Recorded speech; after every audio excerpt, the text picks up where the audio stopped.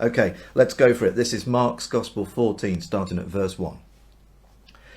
Now the Passover and the festival of unleavened bread were only 2 days away, and the chief priests and the teachers of the law were scheming to arrest Jesus secretly and kill him. But not during the festival, they said, or the people may riot.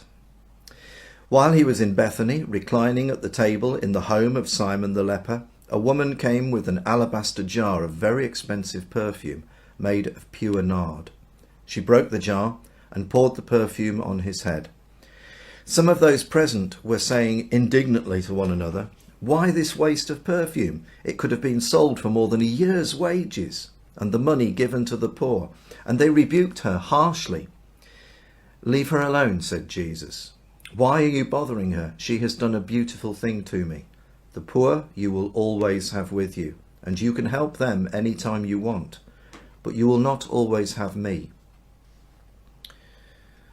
She did what she could. She poured perfume on my body beforehand to prepare for my burial. Truly, I tell you, wherever the gospel is preached throughout the world, what she has done will also be told in memory of her.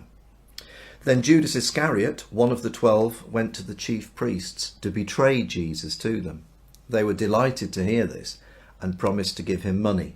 So he watched for an opportunity to hand him over. Okay, so with our Bibles open, just look back over that section and I will go through it and endeavour to explain it. First of all, you'll have noticed as we've done this chapter by chapter study of Mark's Gospel that I'm trying to sort of follow everything through historically and chronologically in the order that it happened. And I've been following day by day Holy Week from Jesus' arrival on the Sunday on the donkey with the huge crowd. And then we've heard what happened on Monday. And we've also heard what happened on Tuesday. A lot happened on Tuesday whilst Jesus was in Jerusalem that day. An awful lot of teaching, which covers 2 chapters. As we start chapter 14, we're still in Tuesday. Okay, and that's important that we realise that, because Mark makes no distinction between the end of chapter 13 and the beginning of chapter 14. And more than that, he tells us that the Passover and the festival of unleavened bread were only 2 days away. The Passover meal is celebrated on the Thursday, so it must be Tuesday. Okay, so Tuesday of Holy Week is what we're looking at. I know it's Maundy Thursday today, and we're meant to be thinking about Thursday, but we have to start with Tuesday. And we're told that, this plot to have Jesus killed is definitely going ahead. It's always been there throughout his ministry, since the earliest days, when he was still up in the north of the country. The Herodians and the Pharisees have been trying to deal with this fella. His popularity, his obvious authority, all threaten their power, their religious power. They've lost their grip on God. Jesus has told them this. They don't know who God is anymore. And so they fail to recognise Jesus completely. Whereas there are a lot of people who are following Jesus who, as they've followed him, as they've got to know him, they have realised, even Peter has realised, that this is the Son of God, the Messiah. This is no ordinary man. So they want shot of him. And of course now here he is in Jerusalem. And that's the last place they want him to be. That's the capital city. That's where everybody is. They've got to get rid of this guy. But they acknowledge that Jesus has timed his arrival perfectly from his point of view. Jesus has arrived for the Passover. It's not the first time Jesus has been to Jerusalem for the Passover. This is arguably his 3rd or 4th time. Okay, because he has a 3-year ministry. I know when you read Mark's Gospel, it looks like it all happens really quickly. If you read the other 3 as well, you probably get much more of a sense of this. This was quite a big sort of adventure that lasted for quite a long time. And in the other Gospels, there are other mentions of Jesus rocking up in Jerusalem, albeit incognito, sort of under the radar, not making a big noise, in order to attend the Passover festival. Most Jews, if they could, attended the Passover festival in Jerusalem every year. And the reason they did this is because God was meant to live actually in the temple in Jerusalem. That's where God was. So if you wanted to meet with God on that most special of festivals, you came to where God was. Okay? Jesus has come to where God is, which is ironic, isn't it? He's come to where God the Father is meant to live, in the Holy of Holies in the temple. The Son of God comes to meet with the Father. Yeah, in that one spot. You can tell, therefore, that something pretty awesome, pretty special is about to happen. But of course the Jews don't want him there, and they say, well, we can't arrest him. They want to just kind of arrest him quietly, secretly, just get him out the way, so that people say, where's that Jesus fella gone? We haven't seen him for a while, and that'll be the last that anybody ever hears of him. But that's not going to work if they try doing it during the festival of unleavened bread. And that's because normally in Jerusalem, 2,000 years ago, there's a population of about 50,000 people. Over the course of the Passover and the Feast of the Unleavened Bread, which follows it, 8 days in total, there are several 100,000 people in town, and most of them are Jewish. Okay, Jesus has arrived in making a really big noise, and everybody has cheered and welcomed him, and everybody thinks he's the Messiah. Everybody knows that something amazing is going to happen. They've heard his teaching, they've seen some of his healings, they've heard the testimony of people who've been healed, including Lazarus, who's been brought back from the dead, and they are utterly convinced. This would be a very dangerous time for those who oppose Jesus to have him arrested. There would be a riot, and they know that. They're not stupid. So they're thinking, we're going to wait until after all of this has happened, then we'll arrest him and get rid of him. That, of course, is not Jesus's plan. Jesus needs to ensure that by Friday he is dead on a cross and then in a tomb. It's all going to happen at the Passover. Now then, I'm thinking that from verse 3 onwards, it's still Tuesday of Holy Week. It just carries on while he was in Bethany. So I'm thinking Tuesday evening, because we've heard that all the teaching that he did on Tuesday, and then he leaves Jerusalem, he's heading back to Bethany, where he's staying with Mary, Martha and Lazarus. So I'm imagining that this is Tuesday evening when this meal takes place, and where Jesus is anointed with this expensive perfume. Let's look at the detail, because it's a bit confusing. We're told that he's at the house of somebody called Simon the Leper. Well, who's Simon the Leper? Where's he suddenly popped up from? And if you read in the other Gospels, some of the other Gospels, not all of them, you'll be told that he's not at Simon the Leper's house at all. He's at Mary and Martha's house. That's where he is. That's certainly where he's staying. What I think is happening here is that Jesus has been staying every night since he arrived in Jerusalem. He's been staying every night in the village of Bethany, 2 miles away from Jerusalem. And people will know that he's there. I mean, you can't ignore some guy striding into the village every night with 12 of his mates with him, yeah? And possibly a few other hangers-on as well. You know, somebody arrives with an entourage and everybody's calling him teacher. And you've heard of Jesus, because everybody's heard of Jesus now, yeah? Everybody knows who he is. It's more than possible, isn't it, that Jesus is going to get invited to dinner by somebody else other than Mary, Martha and Lazarus. I think that's what's happened. Simon the Leper clearly lives in Bethany as well. He has a house there, and he's called Simon the Leper, which is a rather unfortunate title, because quite obviously he doesn't have leprosy. If he had leprosy, he wouldn't be inviting anybody round to his house, and certainly nobody would be going. He'd be living outside in a leper colony or out there on his own. So what's happened? Simon the Leper has obviously had leprosy, but he doesn't have it anymore. How come? You can't cure leprosy, can you? If you've got leprosy, you're stuck with it. What I think must have happened by a process of elimination is that Jesus at some point has healed Simon the Leper of his leprosy. So he should be just Simon now, shouldn't he? But I guess they've kept his old title on to acknowledge what has happened to him. He's been healed, and also so there's no confusion between him and Simon Peter. There's a lot of Simons around in those days. Same as there were a lot of Marys around in those days. So there he is, having dinner at the house of this man who is utterly grateful towards Jesus, and an absolute privilege for Simon to be able to give him some food. And I guess in the disciples, well, I know the disciples are there as well, because it says so later on. Now, while they're there, in comes this woman, unnamed, with this alabaster jar of expensive perfume. Who is the woman? Well, we know who it is. We know exactly who it is from reading the other Gospels and comparing them, okay? This is Mary. Which Mary? Mary of Bethany, right? Mary, the sister of Martha and of Lazarus. Mary, whose house he would have been at had he not been invited out for dinner. And she's sitting at home there, twiddling her thumbs, thinking, well, I suppose he'll be back later on, you know. And then she's been thinking about everything. Mary is that sort of person. Mary is quite a holy lady. Mary is a very reflective person. She thinks a lot. We know that when Jesus has visited them and stayed at their house on previous occasions, presumably at least once a year for the Passover, he stayed there. And she was the one who sat at Jesus' feet and just listened to everything that he said, and just listened and adored him. And I think I'd be the same if Jesus was at my house.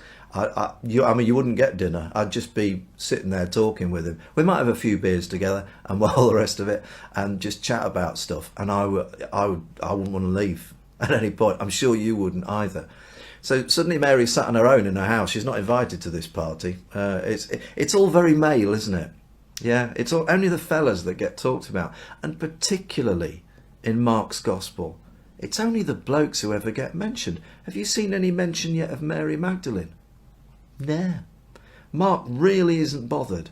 Shame on you, Mark, because as we know, women played an enormous part, a really pivotal, important, crucial role in Jesus' ministry. And in the other Gospels, we hear a lot more about them. So he doesn't even bother to put a name to Mary, who's a really important character. Shame on you, John Mark.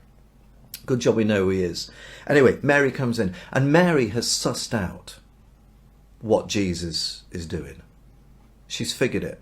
A lot of people don't get it at all. They think he's going to become king in Jerusalem in the line of King David. They think he's descended from King David. He's told them that he isn't. He's the son of God, not the son of David.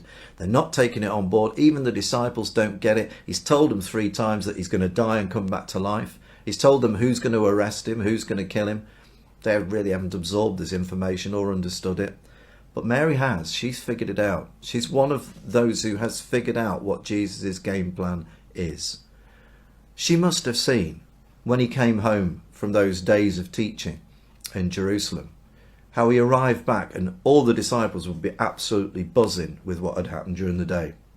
And Jesus would have had this strange melancholy over him, this cloud that was hovering over him, because Jesus alone knows what awaits him only 2-3 days away. She's seen it. She understands it. She knows that he's burdened. She knows that, he's going to go through this awful experience. She wants to do something. They're all around there having food. She thinks, I want to do something. I want to do something extravagant. I do. What can I do? What's the most extravagant thing I can do? The thing that will express my love for this man, for this God, more than anything else. I'll use the perfume. She takes the special bottle of perfume, the one that she's been saving forever. How come she's even got it? It's worth more than a year's wages. It's a single-use bottle. It's not plastic, it's alabaster. But you snap the neck off. It would have had a long neck. You snap the neck off and you only get to use it once. She comes, just walks into the room. Well, everybody sat around. It'll all go silent. What are you doing here, Mary? Go back home. No, on his head. She pours it on his head. The smell of the perfume fills the room. She's made an extravagant gesture of love.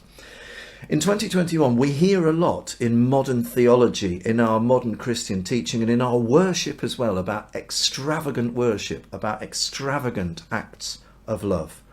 It's not about doing things in moderation anymore, not when it comes to our worship and to our love. It's about giving of ourselves as much as we can. Have you experienced this? Have you been part of this? If not, get on board. What is the most extravagant offering of love that you can make for your Lord? It will usually be sacrificial, as it was for Mary, an expensive bottle of perfume. Don't shy away from it. Make those bold gestures. God notices, so do other people. You will be blessed by your extravagant love. And the disciples can't believe what he's done, so that they have a real go at Mary. It says they rebuked her harshly. They shouted at her, "You stupid woman! What do you think you're doing, wasting all that money? But we could have used that. We could have kept that. We could have sold it and given it to the poor." There's a particular reason why they say this, and that is at Passover time, it was customary, it was religious practice to make a generous offering to the poor. And they go, well, this would have done. Oh, this would have been great. They could have seen how generous we are. If we'd have sold this perfume, given the money to the poor at the Passover, they'd have thought we were brilliant then, wouldn't we? And Jesus says, no, you're wrong. Guys, as usual, you're wrong. Leave her alone, for goodness sake. It's not the only time that Jesus says to people, leave Mary alone because what she's doing is right. She's done a beautiful thing, he says. He says she's made this offering. The poor you will have with you always. That's an amazing statement, and it's true. Poor people will always be amongst us. It doesn't mean that we shouldn't try and help them. It doesn't mean that we shouldn't try and end global poverty. We should. It's part of our Christian duty to play our part in that respect. But however hard we try, there will always be poor people. Jesus says so. But he says you can help them anytime you want. Don't wait for a particular religious festival. Don't wait for Christmas to give gifts. Just be generous. Be extravagant in your generosity. And take your example from Mary and what she's done here.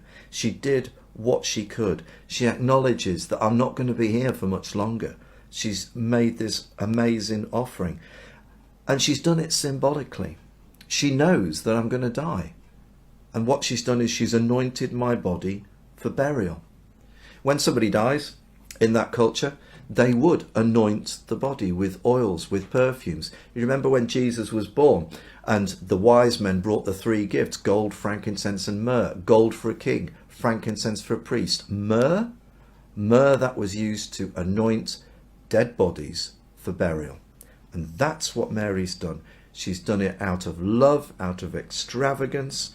She's also done it prophetically because she knows what's coming. Jesus knows that she knows, if that makes sense, and he acknowledges what she's done. You've anointed my body for burial. And so he says, millions, billions of people will hear about my life incarnate on earth and the things that I did, the things that I said. And wherever my story is told, her story will be told too. Everybody will know what she's done. And no thanks to Mark, who doesn't tell us who she is, but the other gospel writers tell her who she is as well. Let's aspire. And this is gender non-specific, whether you're male or female, doesn't matter.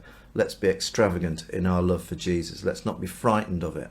And in our extravagant love for Jesus, let's bless one another extravagantly. As I'm sitting here, in the past week, somebody that I know, that I haven't seen for some time, to be honest, has chosen to bless me and my wife extravagantly. And I won't go into any further detail, but came out the blue. And wow, I feel utterly blessed and utterly humbled by that experience. But as you all know, it's better to give than it is to receive. If you give extravagantly and generously to something or somebody that you know would benefit from it and be blessed by it, then you too will be blessed. In fact, you'll be blessed more than the person that you have endeavoured to bless. It's true. Judas Iscariot in verse 10, and it leads straight into this. He thinks, right, that's it. This is the straw for Judas that breaks the camel's back. He's thinking, right, I'm not having any of this anymore. If this sort of money is going to be wasted, if these sort of extravagant gestures are going to take place, if people are starting to talk about death and burial, then that's not why I signed up for this. That's not why I came on board. If you read in some of the other Gospels, I'm being very non-specific, sorry about that. I'm not pointing you at any other specific Gospel because I'm trying to focus on Mark. But it does say that Judas is the key speaker, criticising the sort of the offering of this perfume. He was the one in other Gospels who says, why this waste of money? And it's explained that Judas, he has a little job amongst the 12 disciples. He's, if you like, the treasurer. He's the one who keeps the money. So anybody who makes any offerings or gifts towards Jesus and his ministry and the upkeep of his followers and keeping them on the road and fed and everything, they'd all give the money to Judas because presumably Judas was considered to be trustworthy. How ironic that is. And so therefore he, more than anybody else, is concerned about the cost of things and the money and all of that. Fair enough. But we do, and you know, it's often said, why did Judas choose to betray Jesus? It seems to make no sense. I think it's fairly obvious when you look at this dichotomy between what people thought Jesus was going to do when he got to Jerusalem and what Jesus was actually going to do when he came to Jerusalem. Judas has identified that this man is not going to make himself king. He's not going to allow others to make him king either. And that's what Judas wanted. Judas wanted a political leader. He wanted a nation restored. He wasn't interested in somebody giving his life for other people, as Jesus had quite clearly said that he would. He said that the Son of Man has come to serve, not to be served, and to give his life as a ransom for the many. That's what he said in Mark's Gospel. Remember it? A few weeks ago. Judas will have heard that and gone, "Oh, you're joking, aren't you? That's not what we want. We don't want some martyr. We want a leader." And Judas decides to bail at this point. "I can't have a year's worth of wages wasted like that. I'm off."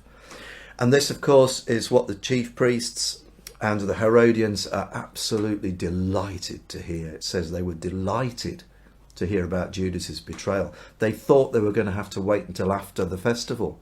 But now somebody has come to them to lead them straight to Jesus in a quiet place where nobody else will be around. They can grab him and get hold of him right at the peak time. Damage limitation will be amazing. Nobody will see that he's gone if they just follow Jesus. There'll be no confrontations in the temple courts. There'll be no soldiers appearing in the streets as Jesus comes through. There'll be no big crowd noticing what's happening.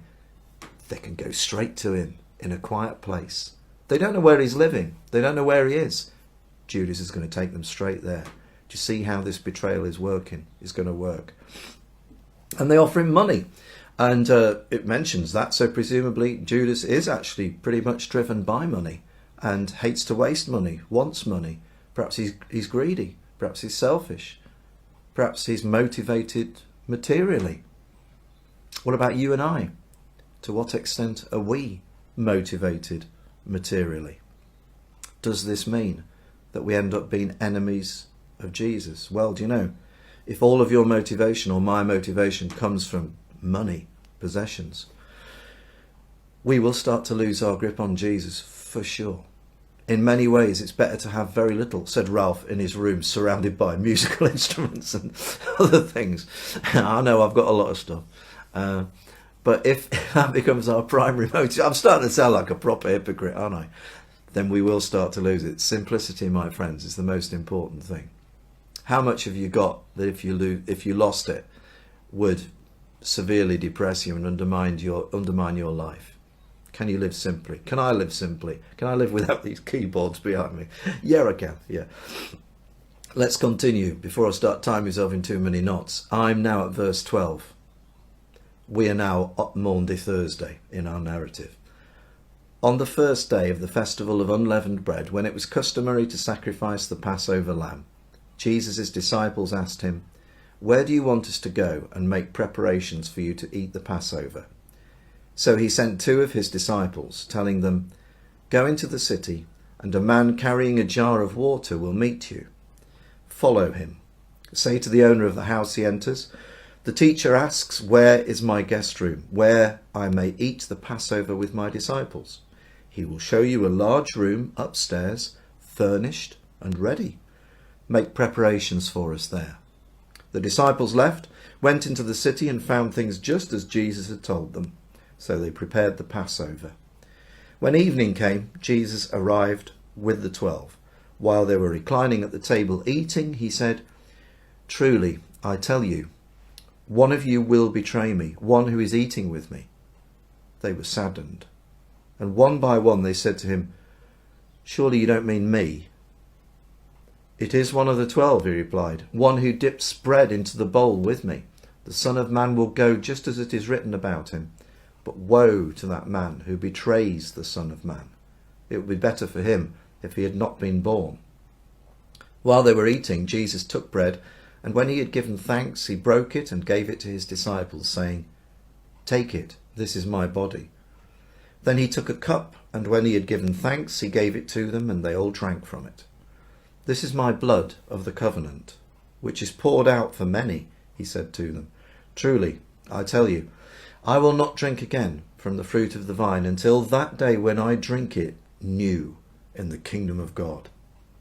When they had sung a hymn, they went out to the Mount of Olives. Excuse me. We know this passage of scripture extremely well, and it appears in Matthew's Gospel and in Luke's Gospel as well. Weirdly, it doesn't occur in John's Gospel. But there's an awful lot of stuff in John's Gospel that talks about stuff that Jesus said and did on the evening of the Passover meal, not recorded in the other three. So that's cool. We've got a complete picture. First of all, though, let's think about... by the way, I said it was Tuesday previously. What happens on Wednesday in Holy Week? Well, according to Mark, nothing. We don't know what Jesus did. Perhaps he had a day off. Yeah. Perhaps he went out for a place by himself and prayed. I don't know. Maybe he did. I don't quite understand it. And maybe he took Wednesday. He just said, OK, lads, I'm going off on my own. And he actually went into Jerusalem and made arrangements with somebody for a room to be prepared. OK, because certainly he sends off two of his disciples and says, go into the city. There's a guy you've got to look for, and he's got a room prepared. It's all arranged. He will show you where it is. Go and get the dinner ready. Get the lamb that we've got, the sacrificial lamb. Get it in there, ready for the meal tonight, the bread and everything like that. Get the wine out. Yeah. So he might have prepared it all, but I like to think that Jesus did not spend his Wednesday making Passover arrangements. He would have delegated that to his disciples. Instead, it's exactly the same as that issue with the donkey. Yeah, when they rode into Jerusalem. Jesus has a huge picture of what is going on around him, a much bigger picture than we do. He knows stuff, he sees stuff, we don't. And he knows where the room is, and the room is ready. And he sends those two disciples to find a man carrying a jar of water, which incidentally would have been an unusual thing. Yeah, because it was usually, I know this sounds a bit sexist again, isn't it? That it was usually women that you'd find carrying jars of water on their shoulders, on their heads, whatever. Not the men. The women were the water carriers in those days. So it would have stuck out, this guy carrying a jar of water. I imagine that when the disciples met him, their first question would probably have been, why are you carrying a jar of water, mate? But no, they follow him, say to follow this guy to this house. Find the owner of the house and just say, our teacher says, where's that room? And he'll know exactly what you mean. And it's a calming of the storm moment. Jesus wills that something will take place. Something practical, something physical, like finding a donkey, untying it, bringing it, like finding a room. And it's all ready, it's furnished. There is no question, there is no opposition. There's no, when are you going to pay me for this? There's no, how long are you using the room for? Jesus has control and authority over this situation. Nobody's asking any questions. It's all just miraculously happened. I do believe that personally. And I believe it because of the calming of the storm and the Palm Sunday donkey thing. I think this is just another instalment. Jesus makes coincidences happen. Have you encountered that in your life? I have. All sorts of weird things that shouldn't happen, but happen, that come together. Whilst this global pandemic that we are experiencing now has been a thing of evil, and let's be absolutely clear about that. The COVID pandemic is an evil thing. Not caused by God, because God is a God of love and he wouldn't bring suffering in that way to anybody. So it's an evil thing. But throughout this pandemic, as we've struggled to cope with it, God has done all sorts of amazing things and made lots of little amazing God incidences happen.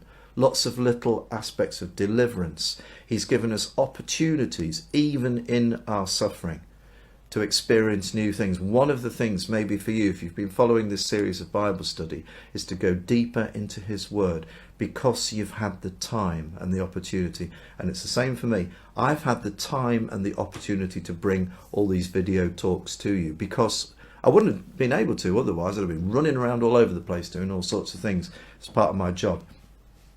Praise God, it's been a year like no other. It's been an opportunity like no other. It's been amazing for me. I hope it's been good for you in that respect, obviously.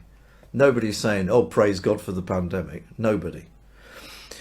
Right, so the room is prepared, it's furnished, and it appears to be there for their use on an open-ended basis. And do you know what? I think they did use it on I think it's the same room upon which in Acts chapter 2, the Holy Spirit descended upon the believers. I think it's the same room, a large room in Jerusalem. What other room would it be? Jesus secured this room not just for the Passover meal, he secured it for the arrival of the Holy Spirit 50 days later. Wow, that's forward thinking. And actually, if you read in Acts chapter 12, you can still find mention of this large upper room being used for the believers. This same upper room is where Jesus appears post-resurrection to his disciples, who have locked the door to keep the authorities out. This upper room, it's no surprise then that it's obtained miraculously, that Jesus just makes it happen, because it's so significant. Wouldn't it be amazing if it was still there and you could go there? You could have pilgrimage to it. Whoa, be a special place, wouldn't it? Would there be any place better to go as a born-again Christian, yeah, as a Pentecostal Christian like me, and hopefully you as well, than the place where the Holy Spirit came, than the place where the Last Supper was celebrated? Better than the Holy Grail, surely. What do you want that for? It's just a cup. Anyway, it's not there anymore, and we can't go there. It doesn't matter. We can read all about it. We can know it in our hearts and in our minds. We can experience it again by reading about it. The disciples went, they found everything just as Jesus told them. They prepared the Passover. Now we cut to the evening. It's the evening of Maundy Thursday. Hi everyone, it is Maundy Thursday as you're watching this. And this is the part of the narrative that you know really well. And you don't need me to explain it, I'm sure. Jesus suddenly becomes very sad. He becomes very troubled. And he says, one of you is going to betray me. I know it. I know it. Don't think I don't know. And they're all, they are saddened as well. What do you mean? It's not me, is it? It's one of you, says Jesus. Judas knows, obviously, who it is. Imagine how Judas felt at that moment. He thought that Jesus didn't know. It just goes to show that Judas really didn't believe that Jesus was the Son of God. If he did, he would have known that his scheming would have been evident to Jesus from the word go. Judas has got it wrong. Judas thinks Jesus is just a man, doesn't he? Surely. So there, Jesus says it. He says that, Judas, you're in big trouble, mate. It's better if you'd have never been born. He doesn't name him. He doesn't identify him. He doesn't need to. Judas knows it's him. What a terrible thing that Judas has done, or is about to do. And then Jesus, as they were eating, initiates the communion, the Lord's Supper that we've been celebrating ever since. And he uses those words, this is my body, this is my blood. It's very familiar to us. It would have been groundbreaking for the disciples, who, some of whom still can't quite come to the terms of the fact that he's going to die. So he starts talking in these, my body, this is my body, and he's just broken it. That doesn't look good, does it? This wine, sharing all this, they all drink from the same cup. It's my blood. Yeah, my blood. Whoa, poured out. That sounds sinister. That doesn't sound good, does it? You imagine the disciples looking at one another going, this doesn't sound great, does it? No, let's go with it. They get to the end of their Passover meal, and they've done all the things that you normally would in a Jewish Passover meal, including singing at the end. All right, it says they sang a hymn together. They would always sing a hymn together at the end of the Passover. They would at the beginning as well. So it's not unusual, all right? It's nice to hear the fact that they sang, I suppose, whatever. And off they went. So like it's evening now. I'm guessing it's late evening. Jesus says, come on, we're off. Where are we going? We're going back home to Bethany? No, we're going somewhere else. Come with me. And he leads them off to the Mount of Olives. So it's on the way to Bethany. It's outside of town. They go out of the city, through the gates, out into the countryside. It's dark. They start to go up the slopes of the Mount of Olives. And as they do so, we get the next section of text. I'm reading from verse 27. You will all fall away, Jesus told them, for it is written, I will strike the shepherd, and the sheep will be scattered. But after I have risen, I will go ahead of you into Galilee. Peter declared, even if all fall away, I will not. Truly, I tell you, Jesus answered, today, yes, tonight, before the rooster... Oh, sorry, I've got a map page. Turn over to. Before the rooster crows twice, you yourself will disown me 3 times. But Peter insisted emphatically, even if I have to die with you, I will never disown you. And all the others said the same. Right, it's a short passage, that little bit, and as they are travelling off to the Mount of Olives, Jesus starts talking to them, and he says that you're all going to desert me, you're all going to disappear, you're all going to, you think we're all going to be together, you're not, you're all going to leave me. I will strike the shepherd, the sheep will be scattered. I can't remember. Oh, it's from Zechariah chapter 13 verse 7. That's what I was looking for. I was talking. Sorry about that if I wasn't paying you full attention. Jesus quotes the Old Testament, as he often, usually does, because all of this stuff has been spoken about before. I will strike the shepherd, said God through Zechariah hundreds of years ago. The sheep will be scattered. That means you, he says. You, my closest friends, they've been with me these 3 years. You're gone. You're gone tonight. Peter's not having it. The same as when earlier on when Jesus was saying, I'm going to die. He's going, you're not. Stop talking like that. He's at it again. He hasn't learned his lesson, has he? He said, even if the other 11 clear off, I'm not. I'm staying with you, Jesus. I'm staying right till the end. If you're going to die, says Peter, I'm dying as well. I'm not going to desert you. Yeah? Yes, you will, says Jesus. Tonight, mate, tonight, you're going to disown me 3 times before you hear the cock crow twice. I hate that word rooster. Why does it say rooster in my Bible? Never mind. Peter's going, no, I'm going to die with you, mate. I'll never disown you. I'm never going to leave you. You've got my complete loyalty, Jesus. You're awesome. I'm one of your best mates. Come on. All the others said the same. No, we're not. We're going nowhere, Jesus. Look, we're here. Yeah, it's the middle of the night. We're still here. Yeah, we're not going to bed till you go to bed, all right? Next bit. Verse 32. They went to a place called Gethsemane, and Jesus said to his disciples, sit here while I pray. He took Peter, James and John along with him, and he began to be deeply distressed and troubled. My soul is overwhelmed with sorrow to the point of death, he said to them. Stay here and keep watch.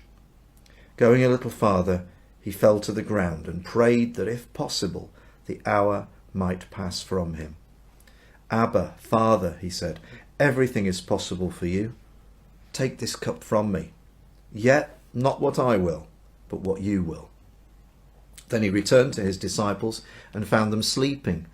Simon, he said to Peter, are you asleep? Couldn't you keep watch for 1 hour? Watch and pray, so that you will not fall into temptation. The spirit is willing, but the flesh is weak. Once more he went away and prayed the same thing. When he came back, he found them sleeping, because their eyes were heavy. They did not know what to say to him. Returning the 3rd time, he said to them, are you still sleeping and resting? Enough, the hour has come. Look, the Son of Man is delivered into the hands of sinners.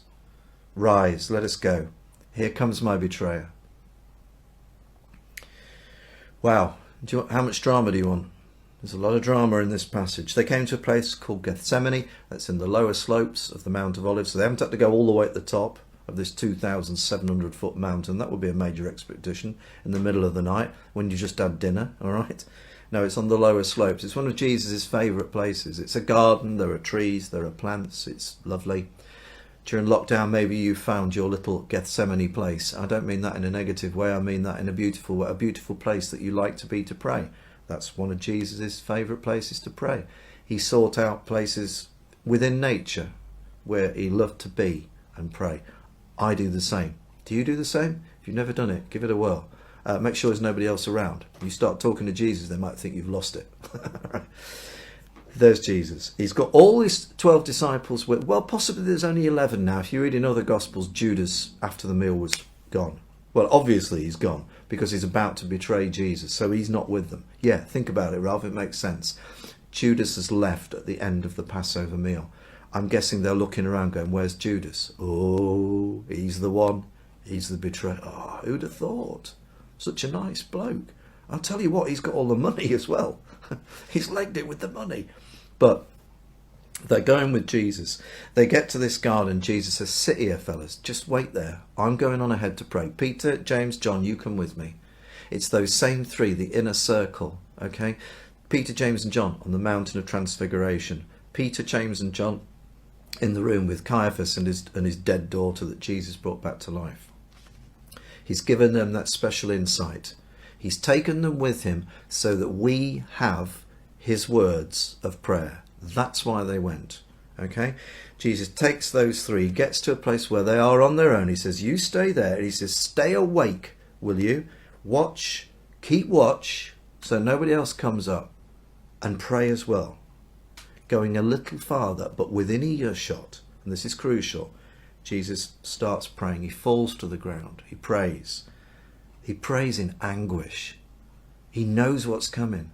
In just a matter of minutes, it will all begin. And he starts to bottle it. Now, we know that Jesus is the Son of God. We know that Jesus is God himself in human form. And if you know that, it's tempting to think that he will not be subject to human emotions. How could he be? God isn't subject to human emotions. We've seen Jesus sad. We've seen Jesus troubled. We've seen Jesus angry. Okay? And here, in this awful moment, he's like, is there another way? His humanity starts to take over his divinity. Father, I know I've got to do this, but I've learned what it is to be human. Being human hurts. You get bad feet, you get a bad back. You get hot, you get cold. You get headaches. And this pain I'm going to endure now, it's going to be unimaginable. Is there another way? But then, his divinity takes over again. Okay, forget what I said. It's not about me. It's about you. It's not about me. I know this. I've got to do this. I know. 3 times he does this. The number 3 has a real significance, as you know, in the Bible. It's the number of Father, Son, Holy Spirit. It's a number of perfection. It's a number of completion.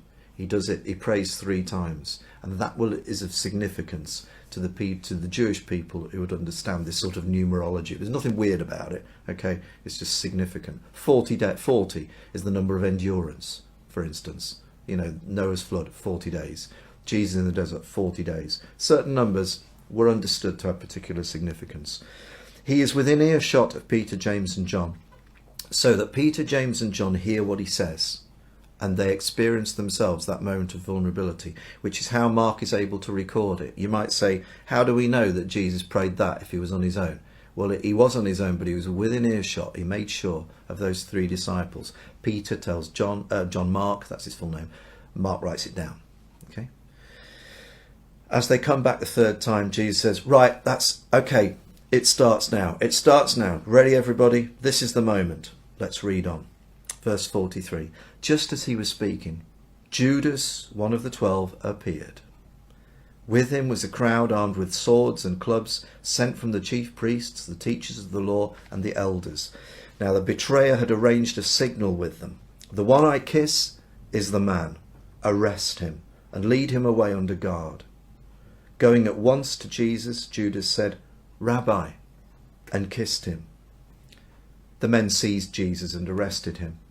Then one of those standing near drew his sword and struck the servant of the high priest, cutting off his ear. Am I leading a rebellion, said Jesus, that you have come out with swords and clubs to capture me? Every day I was with you, teaching in the temple courts, and you did not arrest me. But the scriptures must be fulfilled. Then everyone deserted him and fled. A young man wearing nothing but a linen garment was following Jesus. When they seized him, he fled naked, leaving his garment behind. The arrest of Jesus, wow. There they are in the garden. It is night. Jesus has just been praying in real anguish. The disciples have been falling asleep. They can't stay awake. No wonder, they've just had a big dinner. they've just had a big dinner with wine. It's no wonder they're tired, really. Would you and I have stayed awake? I don't think so.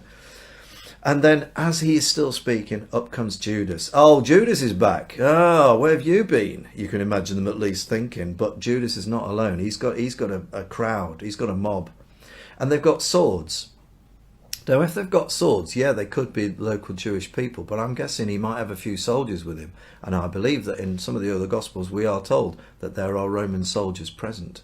So this is a delegation, that has come from, the chief priests, the teachers of the law, the elders. In other words, the 3 parts of the Sanhedrin, the Jewish ruling court, the legal court, 71 members in total.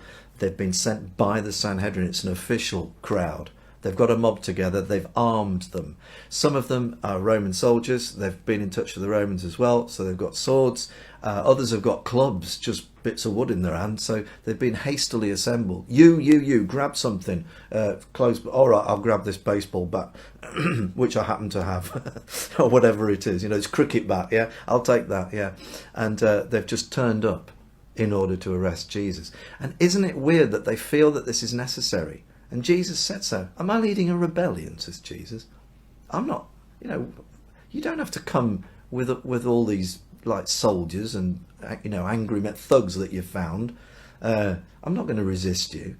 You could have arrested me in the temple courts, couldn't you? Says Jesus during the day. Except he knows that they weren't going to do that because of the reaction of the crowd. But I wouldn't have opposed you, is what Jesus is saying.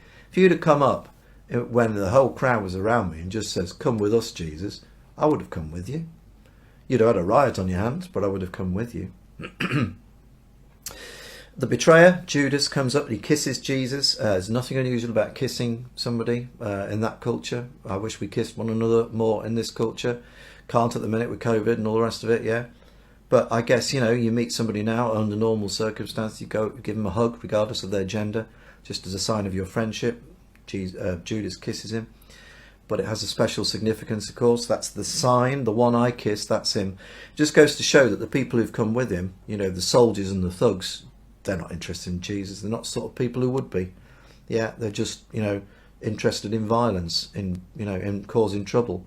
In every peaceful protest that we've seen lately, there have been troublemakers. They're not interested in the cause at all. Just want to cause trouble. They enjoy making trouble. They enjoy being there where there's stuff kicking off. That's what they're like.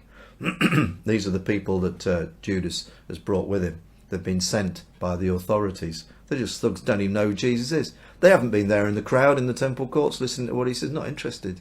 Yeah, they're those sort of people. Yeah. So Judas has to go and not just say, there he is. Oh yeah, we recognise him. No, they don't know who he is. He's got to go up and greet him and give a signal. Oh, that must be him. It's the sort of people we're dealing with. They come up to him, they grab him, they arrest him, they seize him, they take hold of him. It says, verse 47, one of those standing near drew his sword. It's Peter who does it. How do I know that? Because in other Gospels he is named. Peter takes a sword with him. In one of the Gospels, can't remember which one it is, at the end of the Passover meal, somebody says, I've got a sword here. And Jesus says, whoa, that's enough. Easy with the swords. We know at least one of the disciples takes a sword. It is Peter. Peter, the one who's going to die with him. Peter's got that attitude. If they're going to try and get hold of Jesus, they're going to have to go past me first. That's what Peter's like, yeah? Doesn't make him a bad person. It makes him actually quite a likeable person. He's got your back as Peter. He's your wingman. He's loyal to you. He draws his sword. It's a short sword, okay? And he just slices out at somebody. And the nearest guy to him is the servant of the high priest.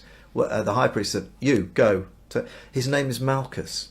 We're not told that in Mark's Gospel. We're told it elsewhere. But we are told that Peter, well, did he mean to kill him? Or did he mean to hit him round the head? Well, he missed his head. Perhaps he was really good with a sword, Peter, I don't know. Cuts his ear off. That's skillful slicing, that is, bro. You could have gone in at the shoulder, that would have done it, but perhaps he meant to, perhaps he did. But he cuts off his ear in the process, just to say, I'm in business. Jesus is not impressed with this. Again, it doesn't say it here in Mark's Gospel. You notice I'm referring to other Gospels more and more at this point, because, of course, this bit, this evening, this point of Jesus' ministry is so well recorded, so well chronicled by those who were there. So we don't miss a detail. So the details are all over all four of the Gospels. You've got to read them all. You've got to read them all, or you're going to miss out important stuff. Which Gospel is it? Can't remember. I haven't looked it up, but I do know it. Jesus takes the ear, picks it up off the floor and sticks it back on and heals it. Says, I'm not here for this. I'm not here for violence. Watch this. He does a healing as he's been arrested. This is the God I want to be a follower of. The God who, even in the face of violence, brings healing and forgiveness. Wow, I'll take that. That's the one for me. And then we find in verse 50, well, no, just before then, verse 50, everyone deserted him, just as he'd said.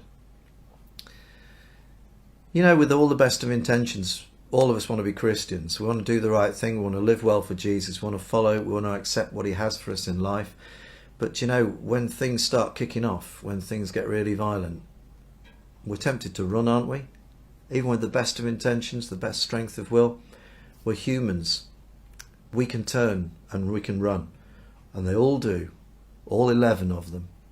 Yeah, Judas has already turned tail, hasn't he? The remaining 11, gone. Including Peter. And there's this young man in verse 51. Ooh, do you remember? So many weeks ago, 12, 13 weeks ago, when we first started doing this study in Mark, and I was doing session 1 introducing it. I introduced you to Mark by looking at this very verse, because this young man, unnamed, is thought to be John Mark himself. He's wearing nothing but a linen garment. He hasn't even got properly dressed. He's heard that there's stuff kicking off and he's come running. He's a follower of Jesus, obviously. He's found his way to the garden, and he's found his way there in time to record in complete detail what happens. So this is not something that Peter's told him. This is something that John Mark has seen for himself. He's a young man. He's fairly well off because of what he's wearing, even though he isn't wearing all of his gear. He's got a linen garment, so he's got money. He's not a poor man. He's not a beggar or anything like that. He was following Jesus, and when they seized him, he fled. Somebody grabbed at him as he ran off, tore off this thing that he was wearing, and he ran away naked. And probably quite embarrassed, he's recorded this, the one appearance of the author of the gospel, as he runs away. He doesn't give himself any honour, does he? Let's move on. We're now in verse 53. They took Jesus to the high priest, and all the chief priests, the elders, and the teachers of the law came together. Peter followed him at a distance, right into the courtyard of the high priest. There he sat with the guards and warmed himself at the fire. The chief priests and the whole Sanhedrin were looking for evidence against Jesus, so that they could put him to death, but they did not find any. Many testified falsely against him, but their statements did not agree. Then some stood up and gave this false testimony against him. We heard him say, I will destroy his temple made with human hands, and in 3 days will build another, not made with hands. Yet even then their testimony did not agree. Then the high priest stood up before them and asked Jesus, Are you not going to answer? What is this testimony that these men are bringing against you? But Jesus remained silent and gave no answer. Again the high priest asked him, Are you the Messiah, the Son of the Blessed One? I am, said Jesus, and you will see the Son of Man sitting at the right hand of the Mighty One and coming on the clouds of heaven. The high priest tore his clothes. Why do we need any more witnesses? He asked. You've heard the blasphemy. What do you think? They all condemned him as worthy of death. Then some began to spit at him. They blindfolded him, struck him with their fists, and said, Prophesy. And the guards took him and beat him. Wow. This has taken a turn, hasn't it? Jesus is arrested and he's dragged off. Everybody has left him. There's only one person who's still hanging on, and it's Peter. So he's not quite abandoned his Saviour as Jesus said he would. He's followed. The rest haven't. They've just cleared off. They've run for it. But Peter follows at a distance, and he gets himself into the courtyard of the high priest. He sees them, the crowd. They've got hold of Jesus. They drag him in to the high priest's palace. They take him to an upper room where the Sanhedrin are gathered. They're all there, all 71 of them. And they're here to have this show of a trial, under cover of darkness, an all-nighter. Yeah, not during the day. They want this sorting out quietly and quickly. Peter there stood at the fire, warming his hands. It's the middle of the night, remember, it's pretty cold. And he's got an eye on this upper story window, which of course would have been open. You could hear what was going on inside. And it's because of this that we're able to record what is said and what is done. Because Peter is there and he's within earshot. Okay, he's not the only one. It's thought that John also was around. And it's John who gets even further access to the Roman trial because John is a Roman citizen. But that's an aside for now. We know that Peter is there. We know that this has not just been made up. How could you possibly know what was exchanged in that courtroom? You say, because Peter was close by and he could hear what was going on. There were many testimonies against Jesus, lies, stuff that had been made up about him. And that's how it is, isn't it? When somebody starts gossiping about you, it only takes one or two people to sow those seeds, and then everybody gets on board. Happens a lot these days, especially on social media. And people just start trashing you, trolling you, telling lies about you. It becomes fashionable for people to drag you down, to criticise you. And lies start to come. And that's the astonishing part. That if you don't like somebody, you might point out the things about them that you don't like. But it soon turns into lies. And so it does, of course, with Jesus. And they quote this thing in verse 58, which is not actually in Mark's Gospel, but it appears in other Gospels, as usual. We heard him say, I'll destroy this temple made with human hands, and in 3 days will build another, not made with hands. Jesus did indeed say that. He'd been at Jerusalem, not in the last week of his life, but he'd been in Jerusalem, and people had said, look at this amazing temple. Look at this amazing temple. Isn't it fantastic? And Jesus says, well, do you know what? It's all going to be destroyed. It's going to be torn down, you know. But he wasn't referring to the actual temple. He did say that temple will be torn down. Remember, we've already done this in AD 70 when the Romans ransacked Jerusalem. Jesus was talking about his own body. This temple, says Jesus, it's going to be torn down. It's going to be destroyed completely. But in 3 days it will be rebuilt. And they've misunderstood it. So somebody quotes it and thinking he's talking about the temple in Jerusalem. Jesus said he was going to destroy the temple. And then he was going to build it again as if he could. And of course, it makes no sense to them because they don't understand what he meant. Of course they don't understand what he meant. It hasn't happened yet. All right, Jesus' body has not been destroyed and then raised 3 days later. The high priest has had enough. He's had several hours. He's had a Passover meal. He's taken wine himself. You know, I just wants to get to bed. Let's get this sorted. So he stands up. Shut up, everybody. Jesus, look, you're not going to say anything. You're just going to stand there like an idiot. What are people saying? Jesus says nothing. Jesus says very little during his trial, as you know. Are you the Messiah then? I'm going to say it if nobody else is. Are you the Messiah? Are you claiming to be the Son of God? This is what we've heard. I am, says Jesus. Whoa, that's it. Game over. I am the Son of God, Jesus says to the high priest. Signing your death warrant there, Jesus. It's definitely going to happen now. It cannot be reversed. There's no getting out of this. You've said it. And he goes on. You will see the Son of Man. They all know what this means. They know it comes from Jonah, the Son of God, the divine one, the chosen one of God, the one who will bring the kingdom of heaven to earth. You will see me, the Son of Man. You will see me on the right hand of God in glory. You'll see me coming on the clouds of heaven. What more do we need, says the high priest. He tore his clothes. So what you did, if you wanted to like really make an extreme reaction to something, you tore your clothes. Yeah. And right, that's it. Bang. And then, of course, they can do what they like. And these are, you know, they're people from 2,000 years ago when, you know, everything was much more barbaric than it is even now. And so they start beating him up. They start spitting at it. They blindfold him, for goodness sake. What the heck is this? They blindfold him and they start punching him in the face, saying, prophesy. Who was it who just did that? Bang. Well, who was that? Which one of us did that? You ought to know if you're the Son of God. Yeah? Shocker. And then the guards take him, hand him over to the Romans, because the Jewish court might have declared him guilty, worthy of death, but they cannot condemn him. They can't give him the death sentence. He has to be taken to the Romans now. All right? The Romans decide whether Jesus is going to die or not. He could still get off with it, couldn't he? The Jews have said, no, he needs to die. The Romans could say different. All right? We'll be talking about that tomorrow. But we've got one more bit to do before we finish, and thank you for staying with me this far. Verse 66 onwards.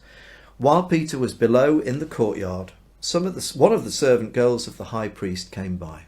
When she saw Peter warming himself, She looked closely at him. "You also were with that Nazarene, Jesus," she said. But he denied it. I don't know what I don't understand. I don't know what you're talking about, he said. And he went out into the entryway.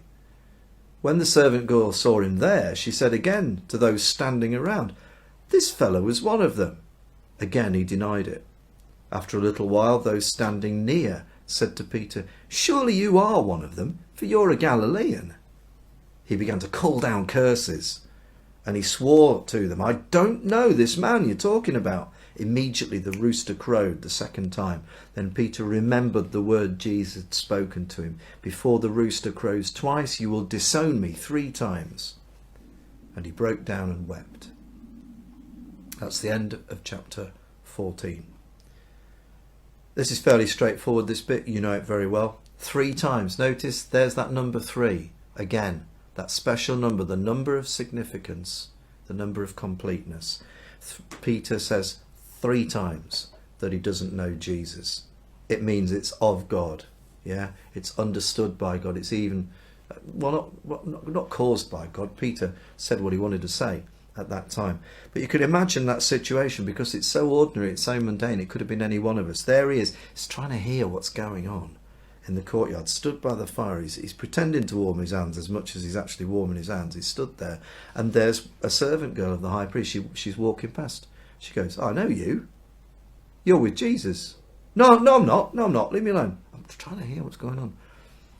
And but he moves. He thinks, "I've got to get out. I need to go further away." Okay, he goes further away. So he's stood at the entryway into the courtyard now. I'm guessing, therefore, Jesus, everything that's been said about Jesus has been said. They're just in the beating him up stage now. Peter doesn't need to hear that. He stands in the entryway. He doesn't clear off completely. The servant girl says to the people who are there, "He was with Jesus, that one." And they all look at him. And, okay. And he goes, no, I wasn't. And then finally, as Peter stood there, and perhaps he's talking to others, his accent betrays him. He's got a Galilean accent, he's got a northern accent. And they go, "You're a northerner. You're definitely one of his people. You wouldn't be here otherwise, would you?" And Peter starts swearing. He's a fisherman, he knows how to swear. I'm not going to attempt any of the expletives that Peter might have used at this point. It says he called down curses from heaven. He was cursing them. He was calling them all sorts of things. "Stop saying those things about me. Shut up," you know. And he swears that this is not true, you know. And then, as he says it, the cock crows the second time. It doesn't say that the cock crowed the first time, but it crows the second time. Okay, and Peter realises what he's done. And he feels this awful sense of guilt. I said I was never going to leave him. I should be in that room with him. I've let him down. That's the end of my story. And that big, burly fisherman, the man's man, the man with the sword who wasn't frightened to use it, the man who said, "Get away from me, Jesus, you don't want to be hanging out with people like me," the man who realised that Jesus was who he said he was, the man who said, "Stop talking about your death, Jesus, come on," that ordinary bloke breaks down and cries. Thank you for accompanying me on the story of Maundy Thursday, chapter 14 of Mark's Gospel.